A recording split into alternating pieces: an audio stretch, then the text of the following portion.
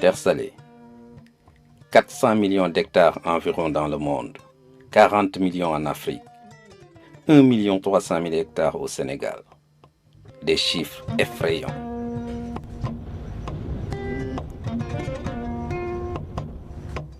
Des étendues de terre salée à perte de vue, véritable problème de développement dans la communauté rurale de Loul Sessène, située dans la région de Fatick.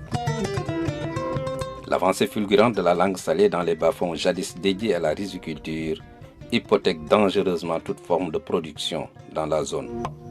muy ci déeg yi muy ci tool yi fépp daal foo waxee ne fa ooy rek xorom la dañ ci tiit ndaxte boo béyee sa déegu ceeb bu demee ba ñor rek des bu géej gi dugg see rek daf koy fomm yépp mu daanu dootul ñor.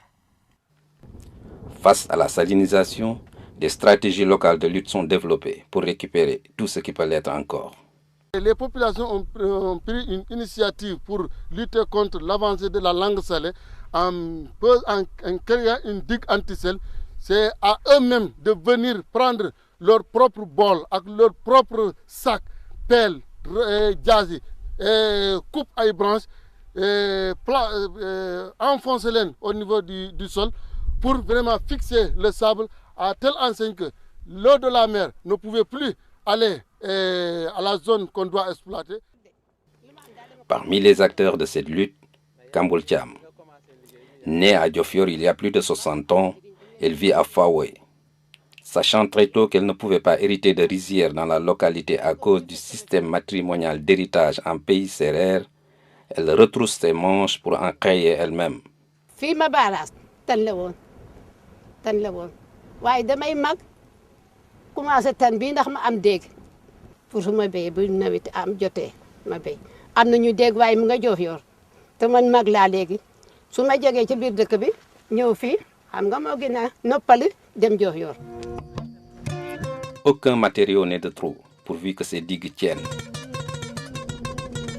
xam nga lii lan la salaan xam na ma neetoo salaan ma samp ko nii ba mu dem ma jël ay sagar yi ak baas yi ma baarase ko après def suuf si ba yàlla def it su amee ndox ba mu yàgg ñaari at ñetti at mu am ñax ma am dégg waaye damay indi tos bi de xolitu gerte ak ñax mi ak salte bi may def ci biir bi may commencé bale nii la meloon waaw waaye bu ci ndox bi yàggee rek mu baax ndax soo bàyyee nii su ndox mi ñëwee rek day engagé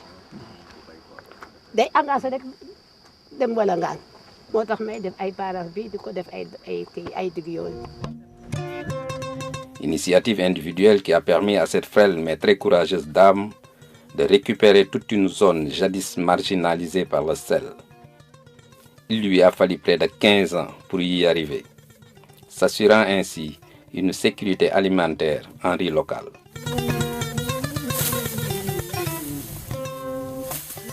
su ma ñëwee nag ba fii yëpp am ceeb alhamdulilah rabbil alamin waaw du ma jënd ceeb de ceebu séeréer bi rek laay lekk su ma dee it su ma doom yi jël rek. yow daal gëj ngaa jënd ceeb yow. man xanaa bu jeexee. Pour soutenir et encourager de telles initiatives, la recherche vient au secours des populations en leur proposant des variétés de riz adaptées à la zone.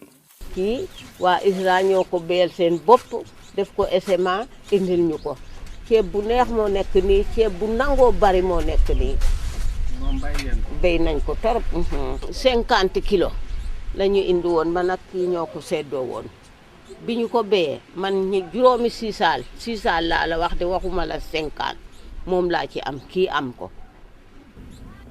L'ISRA, à travers son centre de recherche forestière de Keur Matar, situé dans la région de Kaolack, a mis au point, depuis plusieurs années déjà, des méthodes de lutte biomécanique contre la salinisation des sols. Après avoir criblé, identifié les espèces les plus aptes à se développer en milieu salin, nous accompagnons les ONG et certains projets à associer la lutte mécanique à la lutte biologique pour permettre en fait, la durabilité de la restauration des terres salées et en même temps diversifier la valorisation. Plusieurs espèces forestières sont ainsi mises à contribution dans la lutte contre l'une des causes les plus importantes en termes de dégradation des sols au Sénégal.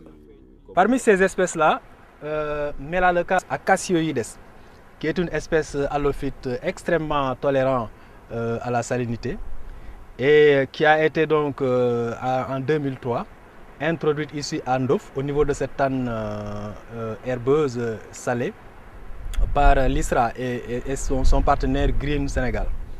Et depuis cette date, on a donc constaté que l'espèce est en train de survivre et bien se comporter à travers une très importante régénération naturelle par semis. Et ceci donc est extrêmement important à suivre pour la recherche forestière et le développement pour pouvoir tirer des conclusions dans peut-être quelques années. Conclusion sans nul doute très attendue dans le cadre de l'élaboration d'un programme national de lutte contre la salinisation des sols au Sénégal. Un programme nécessitant des moyens financiers substantiels.